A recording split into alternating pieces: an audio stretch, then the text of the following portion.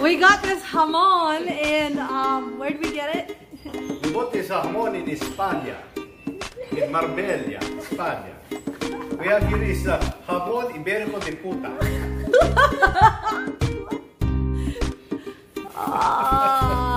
It's actually the front shoulder. It's a paleta. It's a paleta. But really, basically, we just call it a jamon. A jamon is much bigger. Huge one. And we got a jamonero. We looked everywhere for this jamonero. So first you open the jamon. Step 1.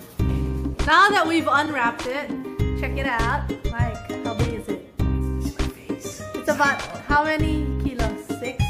8? Toda es. Ahora? Amor. 5 kilos. What? Amor. Oh joy. So you insert